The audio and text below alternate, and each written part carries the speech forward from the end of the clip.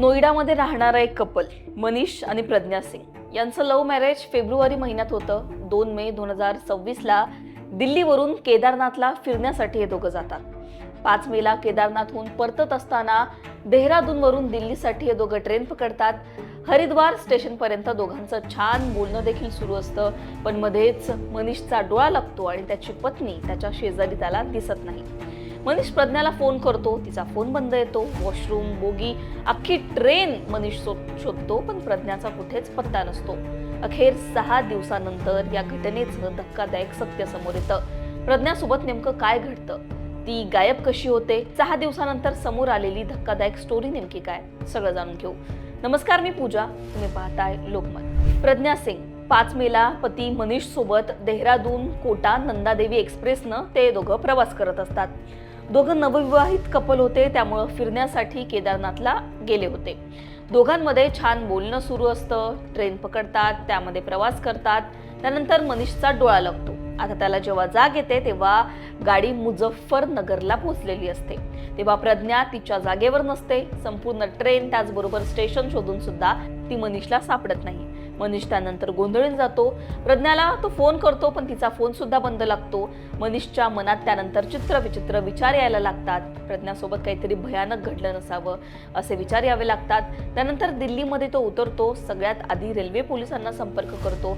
तेव्हा समजतं की प्रज्ञाचं शेवटचं लोकेशन लक्झर स्टेशन असतं. आता लक्झर स्टेशन हे कुठं आहे, तर मुझफ्फरनगर ते हरिद्वारच्या मध्ये हे स्टेशन येतं. पण आता प्रश्न हा उपस्थित होतो की प्रज्ञा या स्टेशनला पोहोचली कशी. तर 6 दिवसांपासून रेल्वे पोलीस यंत्रणा याचा शोध घेत असतात.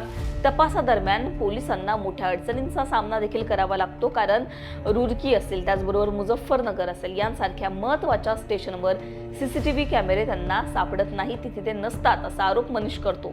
प्रज्ञा कुणासोबत गेली, ती स्वतः उतरली की तिच्यासोबत काही अपघात झाला, हे शोधणं त्यानंतर कठीण झालं होतं. आता पोलिसांनी रेल्वे ट्रॅकवर अनेक किलोमीटर पर्यंत शोध मोहीम राबवली. यानंतर 6 दिवसानंतर एक धक्कादायक गोष्ट घडते. प्रज्ञाच्या घरचे चिंतेत असताना 11 मेला प्रज्ञाच्या आईला एक फोन येतो. हा फोन दुसरा तिसरा कुणाचा नसतो, तर तो स्वतः प्रज्ञाचा असतो. बिहारच्या बेगूसराय इथं आपण असल्याचं ही प्रज्ञा सांगते. आता प्रश्न इथे हा उपस्थित होतोय की प्रज्ञा बिहारमध्ये, तेही बिहारच्या बेगूसराय इथं पोहोचली कशी. तर लक्झरचे एसपी शेखरचंद्र सुयाल यांनी याविषयी बोलताना सांगितलं, प्रज्ञा सापडल्यानंतर जे सत्य समोर आलंय ते धक्कादायक आहे.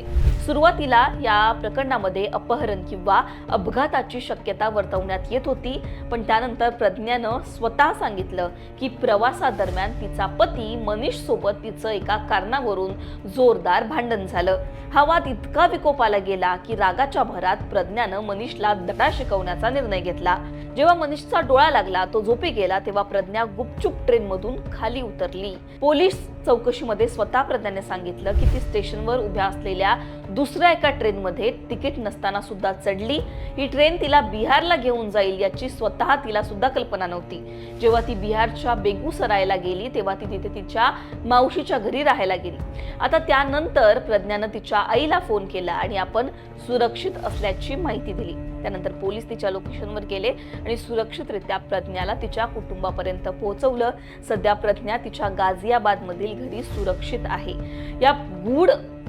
हे प्रकरण अतिशय धक्कादायक आहे असं सुरुवातीला बोललं जात होतं, पण त्यानंतर समोर काय आलं तर पती पत्नीचा एक वाद आणि त्यानंतर प्रज्ञा जी आहे ती ट्रेनमधून खाली उतरली. आता रेल्वे पोलिसांनी सुद्धा यानंतर म्हटलंय की प्रवासादरम्यान घरगुती वाद किंवा अन्य कोणत्याही आपत्कालीन परिस्थितीत असं टोकाचं पाऊल उचलण्याऐवजी तात्काळ रेल्वेच्या 139 या हेल्पलाईन नंबरवर संपर्क साधावा.